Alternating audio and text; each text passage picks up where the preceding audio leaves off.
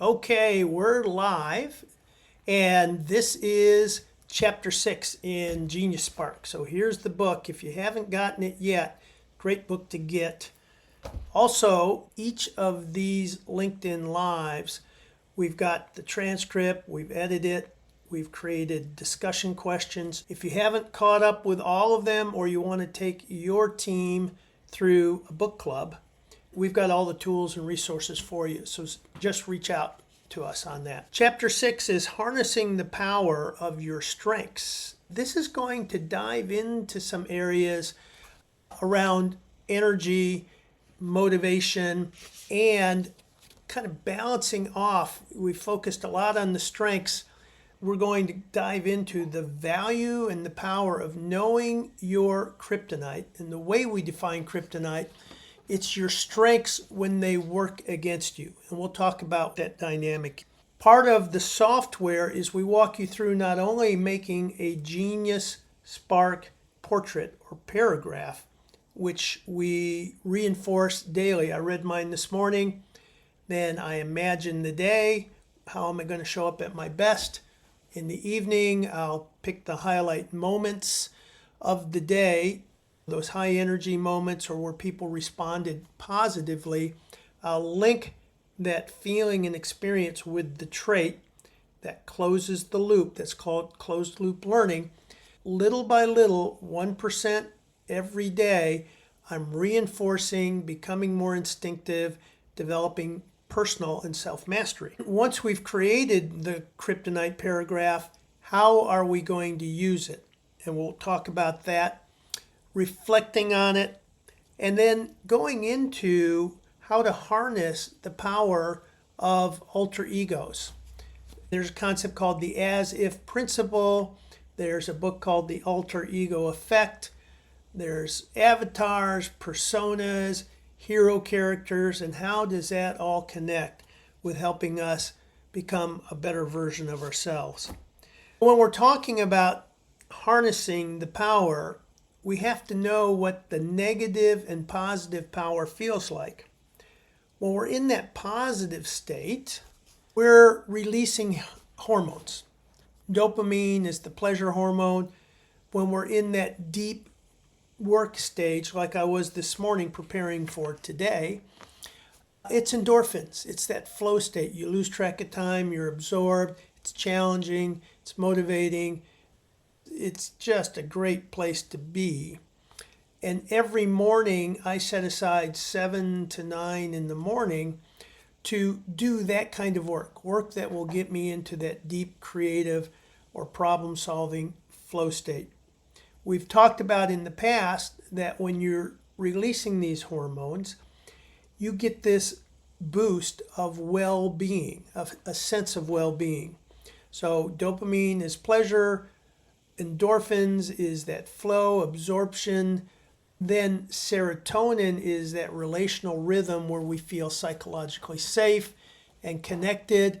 And then think of oxytocin as a relational version of flow. That's that intimacy. Those 4 hormones have this wonderful effect. But we'll also talk about how those hormones can work against you when you get into what I call a dopamine loop. On the other side of the equation, and we've had several stories in the book of when you're not activating those strengths, not able to or not aware on how to within a certain situation, and the drain that creates, the drain of energy, the stress, the cortisol, all of those. And Bob is the poster child for that earlier in the book. Remember that the strengths you have are instinctive and natural. So without understanding, insight, and developing mastery, those are our go-to strengths in all situations, whether they're appropriate or not. And I'll tell you some stories about that. I'm going to open up with an individual named Sally, that's the story in the book, who was on the verge of burnout. This was an architectural firm. She was a principal handling a certain studio on workplace design. And during the pandemic, there weren't many jobs planning. Most of the jobs were on hold. she's still responsible for a level of revenue. So she was put in a business development position, and this was a real strain for her at first. And it was outside of her norm. She's going through this loss stage. It's what we all go through during transition, that it's uncomfortable. We want to go back to the familiar. She can't do that. She's got to learn something new. It's outside her comfort zone, marketing and selling the company. And she was in this funk. That was very common throughout the pandemic with a lot of the people I was coaching. They were in a funk. A lot of us were in a funk from time to time. Knowing how to tap into your strengths, it was a challenge. And so I asked the question, what gets you up in the morning? So this gets into purpose. Part of what helps us rejuvenate and retap into our strengths is having something meaningful that gets us up in the morning. More than just obligation. I got to pay the bills. I would ask, what gets you up in the morning? And we'd start there to rebuild the foundation. And then I would ask, tell me about your sleep. What's your sleep routine like? And very often there was a correlation between the funk and the stress and the not playing to your strengths and not getting quality sleep. So I want to go into this side of it because the energy side is so important in terms of having that consciousness and awareness of, am I playing to my strengths or not? And being able to shift your energy when you're in that funk mode. You don't feel like shifting gears at all. You're just stuck. So I'm going to take a detour from the chapter because there was a lot of research we had done during the pandemic on burnout and post-traumatic stress and resilience and post-traumatic growth that applies here. And I want to bring it in on this part because it is about recognizing energy, recognizing what's going inside of you. Now, the reason why she was on the verge of burnout was not just the fatigue, but the betrayals of purpose. Dr. Jernigan says that burnout is 1,000 betrayals of purpose that go unnoticed until it's too late. She was not able to do and function in what she felt she was designed to, her purpose, workplace design, helping people move from one place to another place and think about engaging environments. Not only the fatigue, working extra hours, the stress of having to bring in revenue, losing people because the market was willing to pay more than what they were able to pay. She shared a story that she had a designer. They can pay $48,000 a year for the designer, but she lost it to one of her clients who could pay $80,000 a year. All of these betrayals of purpose. This is what I signed up for. This is what I'm meant to do. This is what I can do. The stress, the fatigue, and the vicious cycle of not sleeping can lead you quickly to burnout.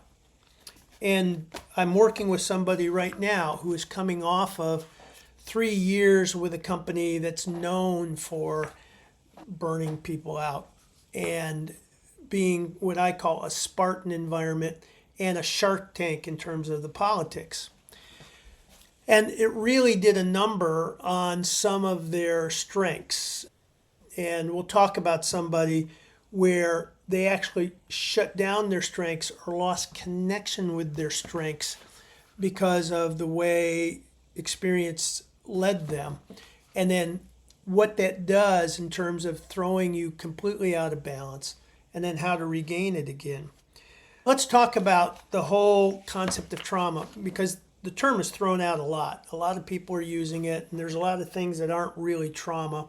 Trauma is a rewiring of the brain. It's a fundamental rewiring, and not every traumatic experience leads to trauma. But here are some of the things that do, and there's 3 levels of it. The first one is the one we identify with the most. This is military, first responders, violence, seeing just horrific situations, people in the ER room, experiencing it firsthand. And this can rewire the brain to be hypervigilant. That's part of what post-traumatic stress is. The trauma is the brain rewiring. It's called a default mode network. And if you look at a SPECT scan, you'll see that there's 4 points at the top of the brain that are linked together. And the blood vessels are very prominent there, which means there's more blood flowing to that area than normal. And because it creates this loop, they call that the default mode network. And part of trauma is that inability to get emotional distance from the event or the experience, so that when something similar happens, you go right back into the mode. My son has shared with me that one of the people in their kitchen has PTSD, was in Iraq and experienced some horrific things. Someone dropped a pot on the ground and he just completely freaked out. Again, the inability to distinguish and separate that emotional side. The second level of trauma is something that caregivers experience a lot, and teachers. Because they have deep empathy and identify with others, when someone is going through something that's abusive, horrific, like a child going through abuse, and they can't do anything about it, that gets internalized to the point where they so identify with it, it's as if they've experienced themselves. And again, the brain gets rewired and they get into that hypervigilant state. The third level of trauma is something more similar to what we experienced during the pandemic. Dr. Jernigan talks about wartime conditions. His practice goes into countries that are experiencing war and genocide and helping people process through and cope with the experience. But when you're in a state of deprivation for a long period of time, your brain begins to say, this is permanent, and I'm going to stay in this hypervigilant state. And the pandemic was one of those conditions where we didn't know, and we even had heightened expectations. I can remember the spring of 2021 where we were thinking, okay, summer's coming, we'll be good, and then it hit again and everybody went back into hunkering down. Within the US population, there's an average of 4% of individuals that experience PTSD, post-traumatic stress syndrome. Now, a lot of people have experienced trauma and even struggle, but PTSD is a deeper level of that hypervigilance, and it can even lead into health issues that I'll talk about. During the pandemic, it was estimated that up to 25% of the population experienced a level of deprivation and trauma that rewired their brain to PTSD. The autoimmune system, for several who experience PTSD, it affects your health in general. They've done research on children in something called adverse childhood experiences. And you can rate what you've experienced.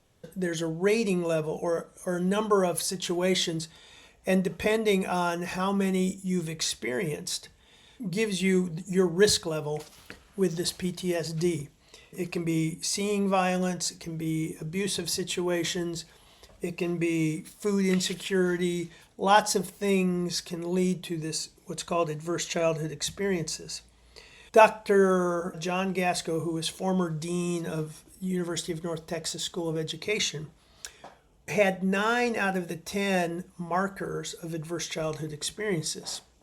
And he worked through it through Qigong, through a martial art practice. And part of working through trauma is getting it out of your body. He says the issues are in the tissues, and if you don't, then oftentimes it leads to strange health issues that doctors can't get their hands upon, and autoimmune issues and cardiovascular issues that simply can't be explained through genetics or other areas.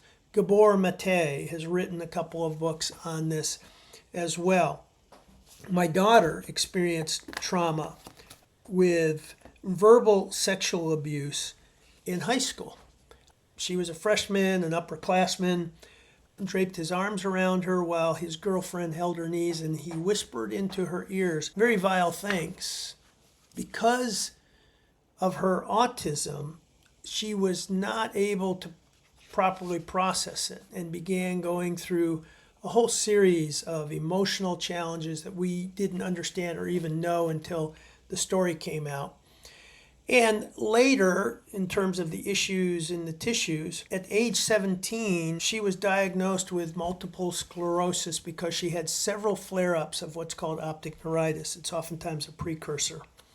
Now, fortunately, I had done research on adverse childhood experiences for a couple of the books we were writing and education, and that just did not ring true based on my research on MS. And I went to other experts and said, there's not a genetic or medical reason why a 17-year-old should be experiencing that. So then began looking at the whole trauma route. Sure enough, 7 years later, when she gets married and needs a physical, I asked her to take her brain scans, and we gave her brain scans, and it showed that trauma pattern. That's why I know what that pattern is all about. The doctors re-examined her and said, you don't have MS. What you have is Sjogren's syndrome. That's gone. Not Sjogren's anymore. Now it's moved into other areas and they can't explain it. One possible explanation is the issues that are in the tissues. She's doing some what's called somatic therapy to help her with that. But that just lets you know that these things that get inside of us impact us over years, and part of the reason I'm bringing this in here is this is the harder side of the conversation on how do we become our best selves, and some of it is having to address and deal with the burnout, the sense of lack of purpose, the trauma, and those other things. Now, we have research on how to build back. It's called post-traumatic growth. And Dr. Seligman did research on over 1 million soldiers, 1.1 million soldiers coming back from the war, because the expected rate of post-traumatic stress is somewhere in the 5 to 6% range for military, and it was 19%. He went back to some early discoveries in the Kobe earthquake, and this is where in 1995 in Kobe, Japan, there was a massive earthquake. One of the researchers began to see that some individuals were coming back renewed, positively transformed, exhibiting a deeper appreciation for life, a greater connection and intimacy with others, looking at the world through a new lens of possibilities, having greater internal strength, and then having a spiritual change of purpose and meaning. So Dr. Seligman started seeing some of these traits in soldiers and then began unpacking what are the common characteristics of these soldiers. Now, resilience is bouncing back. Post-traumatic growth is coming back stronger. Since that research, we've added some other elements to his research to come up with 6 elements for bouncing back stronger, post-traumatic growth. The first one is resilient mindset. We look at 3 traits. Grit, which is what most people have. I'm going to just tough it through. Growth, which is Carol Dweck's research on process of growth mindset. I either succeed or I learn, and if I fail, it's not a reflection on me. It just means I'm not yet there. And then the last one is gratitude. And I used to poo-poo the whole gratitude thing until I saw the research from the Mayo Clinic with Dr. Ahmed Sood and Dr. Martin Seligman. The research on gratitude is very clear. Those with depression, if they capture 3 things they're grateful for each day and why, over a short period of time, they have a 40% improvement in their depression, which is comparable to Prozac. So I've added that to my regimen every day. The next element is playing to our strengths because of all the positive hormones and the intrinsic reward and pleasure in doing that. The third one is relationships. And I find this is the one that's most commonly lacking when someone's struggling. The person that came out of that company that was there for 3 years and really burnt them out. When I asked how many people are in your tight circle that you feel completely open and transparent with, they only had one person. The research from Dr. Martin Seligman is it's 5 people that are essential that you could call up at 2 a.m. in the morning and they would be there for you and you could share your darkest stories and feel encouragement and someone who would speak truth to you, not just make you feel good. The fourth one is energy. You get your best bounce back and resiliency if you're rested. We all know that. But getting a good night's sleep is the key. And most of us don't know the protocols, the practice. We don't even know whether or not we're getting quality sleep. We base that on just how we feel. I recommend the book Why We Sleep by Matthew Walker. I also have 2 sleep trackers that I wear and track every day. I recommend getting some, not a consumer-oriented one, but something that has a very quality heart rate variability monitor and stress monitor in it. And then moving every day, not deep exercise, but good, vigorous movement throughout the day. And eating. And for me, it's simply eating real food, not processed food, and cutting out the sugars. That's the simple version of the energy side. Purpose and meaning. This is Viktor Frankl's Man's Search for Meaning, looking for something bigger than you and greater than you that gets you up in the morning. And a sense of progress. How do you measure that progress, getting better and better? I went through the hard lesson of finding post-traumatic growth in 2000. I've shared the story before where I took a position as a VP of sales for an office furniture dealership, moved from Virginia to Texas. .com crash hits. We lose 70% of our revenue. I have a 10-year contract, and I'm a year or so into that contract when the owner says, you can either leave today or go back into sales because we don't need a VP of sales, we need sales. Fortunately, at age 45 and 46, that exposed everything that was misaligned. That was a train wreck. I survived it and built back. I was 50 pounds heavier at the time.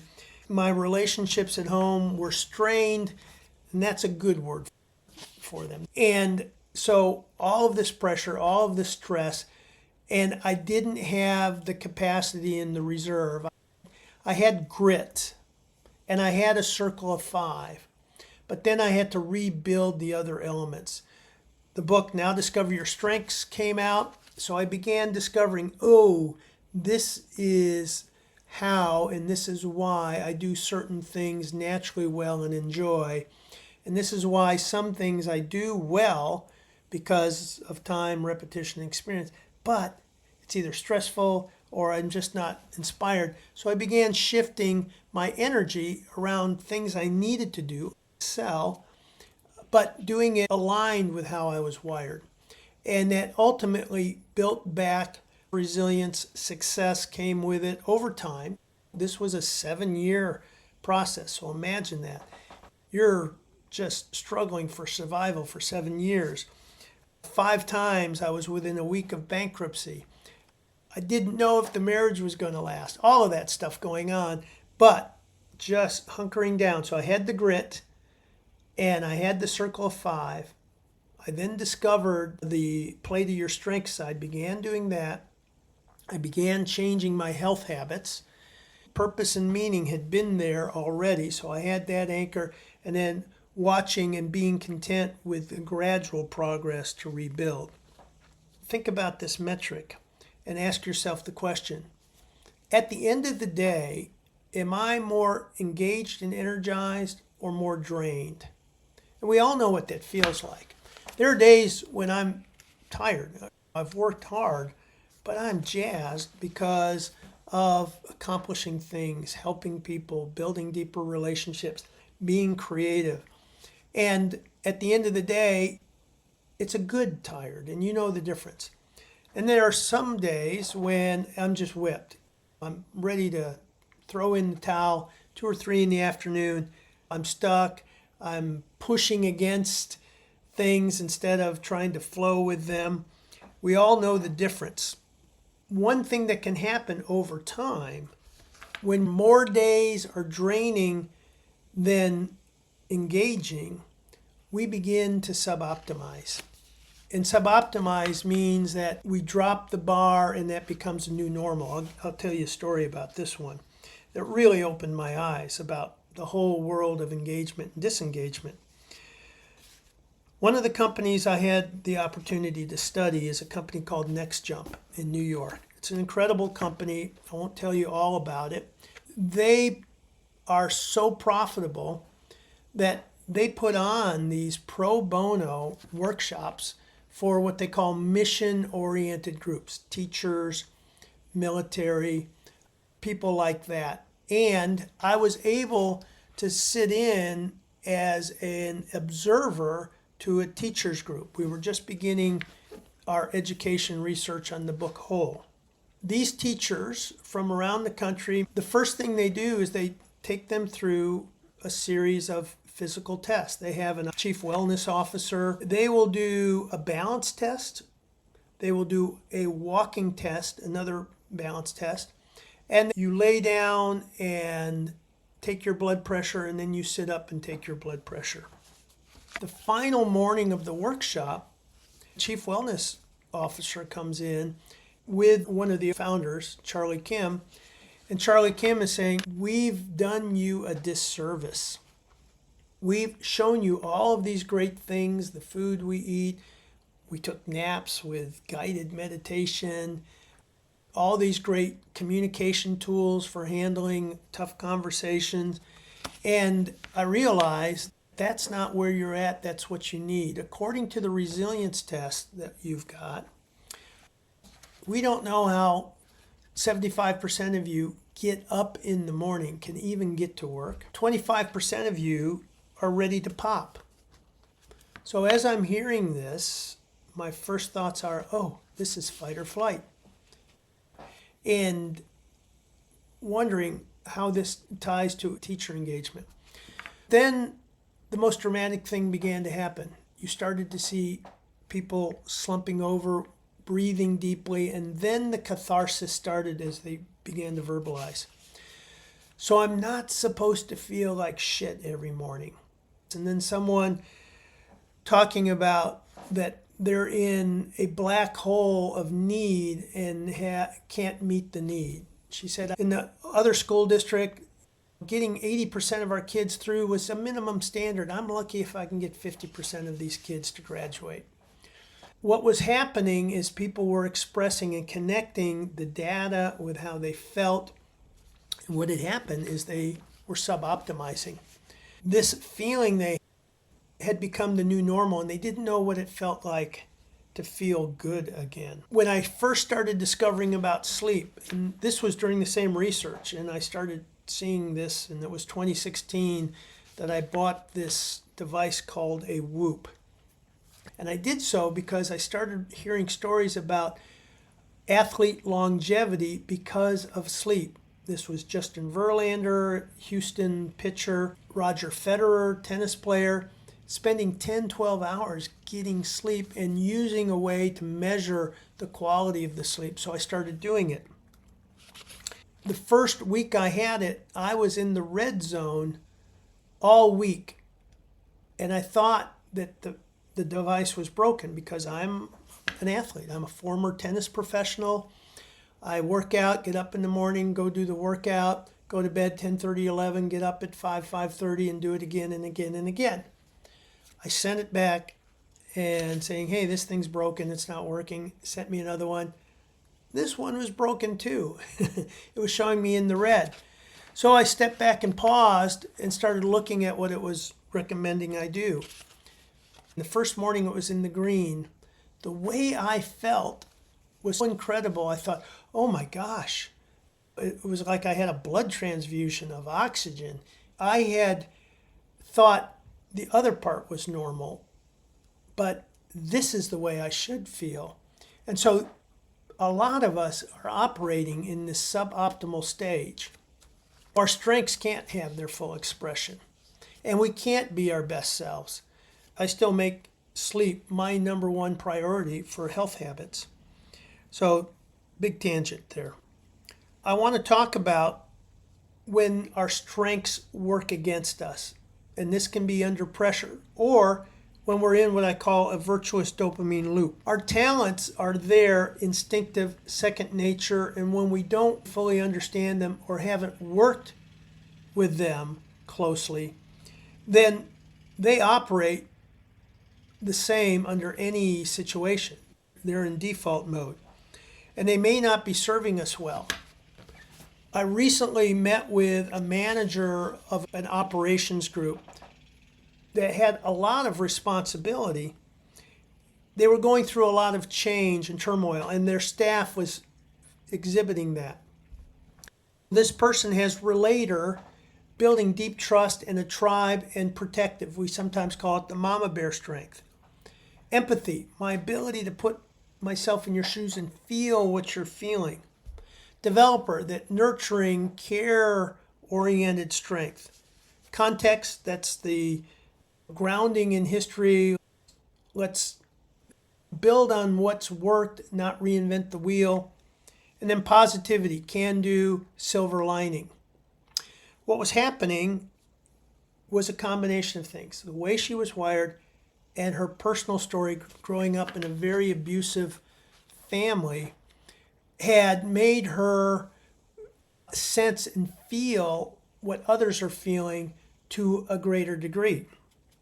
Instead of being able to channel the anxiety of her people, which is what a manager needs to do during change, everybody feels anxiety and stress because we're moving outside our comfort zone. But how a manager manages their own anxiety is the key to whether or not we get other people through their anxiety.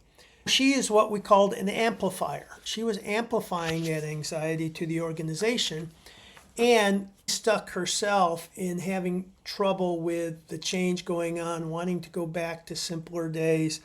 What she was doing naturally, feeling what others were feeling, protecting them or building this tribe, wanting to nurture them and wanting to make the best of a situation, that was working against her because she wasn't able to focus on what she really needed to do and take all that she was sensing and help people channel it to building the new competencies they need, building the new identity they need, focusing around the mission of why we're doing this over and over.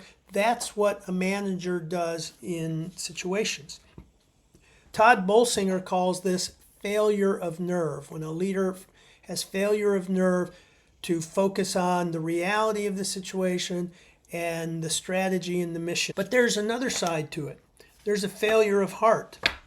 So here's another leader who has competition in their top 5: significance, command, self-assurance, and maximizer, where difficult times, they rise to the challenge. And because they do that so naturally, they just expect everybody else to suck it up and rise to the challenge. That's equally destructive to the ability of an organization to move into that next stage. So that's called failure of heart. Instead of being an amplifier, which the other one was with the empathy and the relator, this one is being a resistor. The goal is to be a transformer in that. In coaching hundreds of people over the last 15 years, number one limiter, the ceiling or the self-destructive side, is not someone's gaps, not, quote, their weaknesses, but it's their strengths that get in their way, and that's their ceiling. And they get in their way in a couple ways. One, under stress and pressure, they become overused and pushed too hard. That's both the other individual caving in or failure of nerve and the other individual cracking down or failure of heart under stress, that they just become an extreme version of their strength. The other is when you're operating smoothly in the strengths and fluid and you're feeling it, you get in what's called this dopamine loop. that reinforcement of pleasure and joy, and you begin to lose the awareness of what others are experiencing. As my good friend Kurt Andre says, what it feels like on the other side of me. So those are the two ways that your strengths can work against you. The path forward is getting a clear picture of what that could look like. For me, for example, one of my kryptonites in strategic is that I assume what's clear to me should be clear to you. It gets me in trouble all the time, but I'm very aware of it. The steps looking forward are to begin to build this portrait of how your kryptonite gets in your way. And think of it in a couple ways. In our software, we help you build that paragraph. You're looking at the trait of that strength that gets in your way the most, or the one you want people to help you with. And so I want people to help me with when I'm not clear, when I assume they understand, when I skip and didn't give people the heads up that I'm taking a right turn here and they're thinking I'm going straight.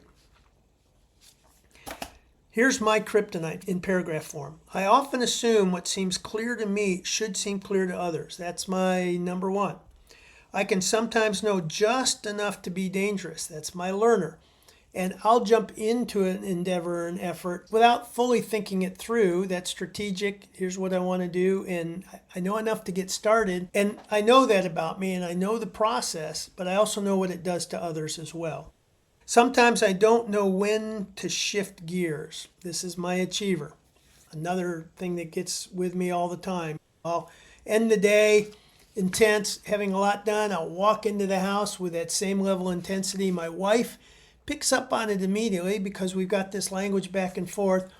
She says when I'm under pressure or stress, she can tell because I get what's called this pit bull nature to me. Very tenacious, and it can feel intense, even angry on the other side, even without the anger. And she'll just say, hey, why don't you go outside, walk around a bit, cool off, and then come in when you've shifted gears. I sometimes have a hard time explaining my intuition about something or someone. That's my connectedness.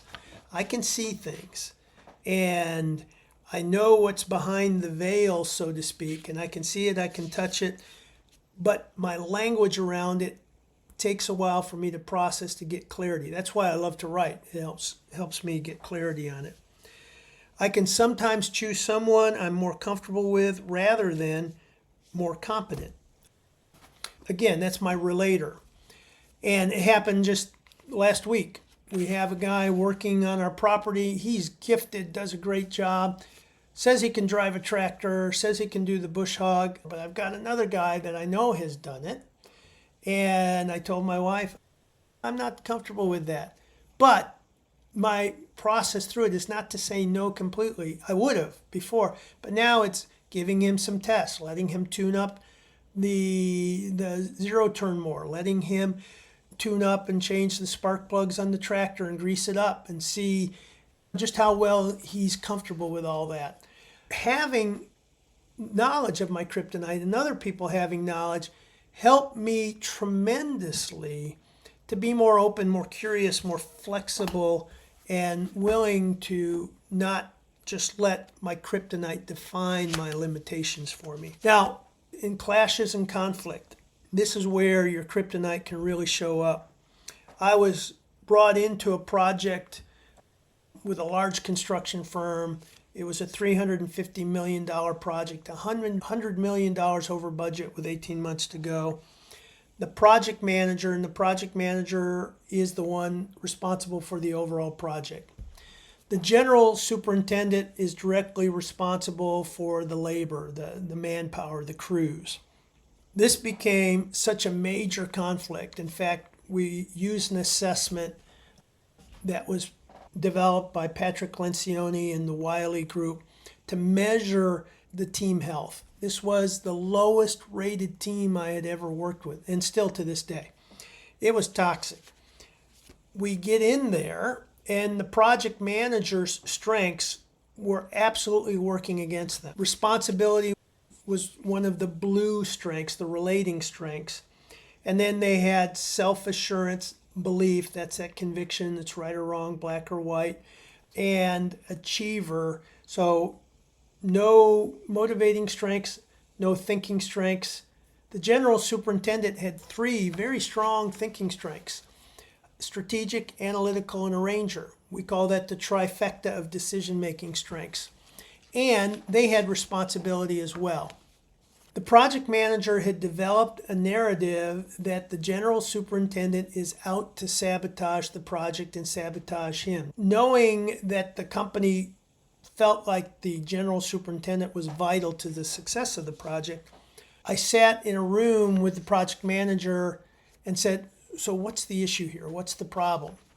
And he started telling me stories. He's sabotaging me. I said, "I think there's another explanation." And he said, "No, I know what it is." That's that belief, conviction. And we wrestled together for 45 minutes until I broke through and said, "Look, we're not getting anywhere. You've lost half your team, doesn't want to follow you. You're $100 million behind. You've got 18 months to go. I think there's another explanation. Are you still going to double down and say you're right, or would you like to be more effective?" So he took a deep breath, and I went through the general superintendent's strengths, the thinking strengths. And so under pressure, the project manager with no thinking strengths was just reactive. Do this, do that, do this. Not necessarily the best way, but that was how he was responding to it because he's got all these orange get it done strengths. General superintendent was taking that, processing it through. What's the best way to do it? How do I optimize my team? How do I avoid unintended consequences in here? The other thing that was getting in the way is they both have responsibility, and that's that sense of ownership. The way the project manager was phrasing his sense of ownership is, "This is my project." The way the general superintendent was expressing his sense of ownership, "This is my team." So we were at loggerheads with these two. Once I went through the thinking strengths, he said, "Oh my gosh." And he repeated over and over again, "I've effed up, I've effed up." It was time for me to spend time with the general superintendent, but instead of doing the one-on-one, I just said, "Come on in. I think we'll call him Jim. Jim's got something to share with you." And apologetic, asking for forgiveness. He was actually trying to save his butt and make sure that it actually worked well instead of just throwing manpower at a problem. It was such a powerful moment of aha, reframe, and then reconnection with one another that when we went out to the group, I threw out the slide deck and the agenda, and I just asked them to walk through the discussion they had over the last hour. It was stunning reaction with the group as well. A whole team, project trailers, picking one side or the other, watching two people re-bridge together, and the owner watching this happen. That's a result of that kind of power and helping reframe the pressure, knowing how Kryptonite gets in the way under stress and pressure, and how two people seeing the rings, that someone has a blue-orange ring and someone has a green-blue ring, and knowing that the person with the green-blue, we call that the sage, isn't action-oriented, is reflective. And the person with the blue-orange, the acting and the relating, isn't reflective, they're action-oriented, and how those two language barriers and pace and energy barriers were creating this whole process, and we call it NIMSU, and it stands for no information, make stuff up. Now in a construction trailer we change stuff out for another word, 4-letter word with S, but that's what was going on. So how do we get out of this? First, realizing that two people can look at the same situation and come up with fundamentally different observations because the way you're wired shapes the perception that you have. But because we take it for granted, it's second nature, we don't realize that. And just with the Clifton Strengths, there's 33,600,000 combinations of those top 5. So the first step is we have to become curious first. We have to say, there's this disconnect. I like what Benjamin Zander says. Oh, how fascinating. Oh, we see this totally opposite. Instead of, you must be wrong and I must be right, it's, oh, how fascinating. How did you come to that conclusion? Why do you see it that way? Another story of how to handle NIMSU is with my son and I. When we were in Culver City with a team that was hard to work with, having a hard time. And my son has 3 relating strengths. He reads people very well, very engaging. His opening move is to have a great conversation. My opening move is to listen and be in my head. At the end of the workshop, I am drained because of all that relational energy that was needed. And I've got 1 relating strength. Nathan was also drained because he wasn't able to use his relating strengths because he's behind the scene just doing logistics stuff. We get in the car, we head to the hotel, and my recovery, your dominant zone is typically your recovery zone, was to start thinking, reflecting, going in my head, processing. We're 10 minutes in, going back to the hotel, and my son says, Dad, why did you go from engaged dad in the workshop to boring dad in the car? Now notice, he's being curious. In the past, he wouldn't have done that. He would have come up with a story, and he's trained on NIMSU. Instead of coming up with a story that dad is a jerk, I must have done something wrong, he's not telling me, he's upset, which was likely a narrative that he would have had before he traveled with me, he asked the question, and it was so brilliant. What a brilliant question.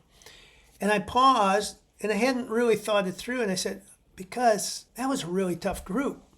And I get energized by going into my head. But guess what I was also realizing? He was also sharing that the way he gets energized is talking and connecting. Fortunately, knowing this and knowing how to do this, I was able to shift my energy, tapping into one of my strengths, my learner strength, my curiosity. What did you see? What would you have done differently? And by the time we got back to the hotel, we were both pumped. There was a BJ's across the street. I said, hey, why don't we go over there and just have some fun and have a drink and a great dinner? Now, the other scenario could have been possible 6 months earlier, which is we would have driven silent. He would have built this story in his head. I would have been in my head totally oblivious to what he's feeling and experiencing. We get to the hotel. Oh, I think, yeah, what an opportune time. There's a BJ's. That's my strategic relator wanting to connect. And why don't we go over there? And he would have said, nah, I'm tired, which wouldn't really have been the real answer. So that's why this stuff works and why we need to have this language to work with one another. Using tools that we've got. One of the tools we have is called the user trait worksheet. And another tool we have is the user profile. Now, the user profile is a summary of your genius, your kryptonite. The user trait worksheet is a blank page with the different traits that we have that someone else can pick for you. An executive team, the HR person called that I've been working with and said, hey, the leaders are going offsite and they want to share their kryptonite paragraphs with one another. And gut reaction was, oh, and I'm not going to be there. And I said, here's an easy way to do it. The good news is they came up with their own way to do it. They shared it. So remember, I've picked these traits, so they're not a secret. I'm sharing them. Others are giving me feedback as to how they experience it. And they went through it. It was a 3-hour conversation for 8 people. And I got a note from one of the executives. I've been here 15 years. This was the most significant conversation we've had as a leadership team. So I'm sharing that going through this process, crafting your kryptonite paragraph, getting language around it, connecting it with experience, and then getting feedback from others is a powerful tool to harness the full power of your strengths. Now, I do weekly reflection on my kryptonite. I do daily reflection on my strengths, the bookend days. Now we're going to move into and close with something called the as-if principle and the alter ego effect. Another way to harness the power is to amplify that power by taking on the persona of someone else or acting as if you've got it. William James said that if you want a quality, act as if you already have it. Bill Wilson, the founder of Alcoholics Anonymous, said that it's easier to act your way into a new way of thinking than to think your way into a new way of acting. We've got some great examples. Amy Cuddy's book, In Presence, and going through the Wonder Woman stance, when you stand with that power stance, how it actually changes your psychology and your body chemistry with confidence.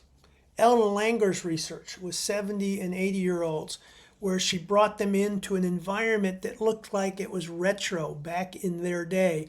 And they actually stood taller, they had more vigor and vim, and they acted younger. The ROTC experiment, where they took future pilots, had a control group where they didn't tell them anything, and then had another group where they said, imagine that you've become a pilot, and then gave them a vision test. Their vision improved 40%. So part of what we've added, and we have a lot of fun with, is when I do a workshop, I will come up with hero characters, most of the time movie characters. The reason I do that is I go through their strengths and look at certain combinations and imagine what character could this be. And characters and stories that we love and tell, epic stories, are archetypes, they're patterns. Guess what? The rings are archetypes and patterns. I've got enough experience where when I play with this, people love the characters. One character of a high-tech firm executive was Captain Miller, that servant leader. He said, man, that's one of my favorite movies. Another, one of the assistants there, was Mary Poppins. She loved it. She's got positivity, developer, woo, all these relating strengths, and she's incredible in what she gets done and how she does it.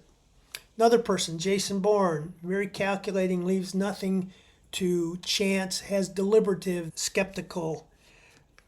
It's why we identify with these characters, because they bring out a positive trait for us.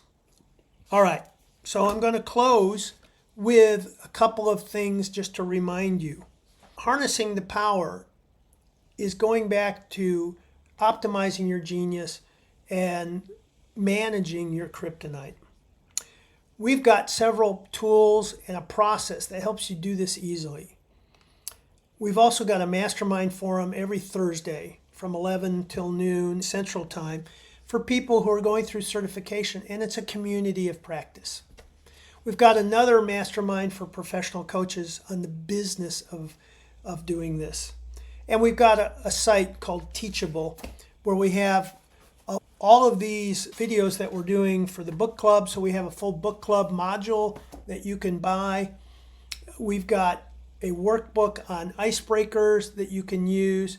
We've got all the tools that you can do 80-90% of this without going through all the cost of workshops and learning all the minutia of what strengths are all about.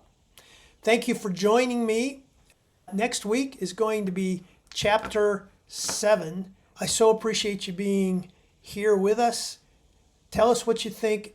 Ask us any questions. We're here to help you. Take care.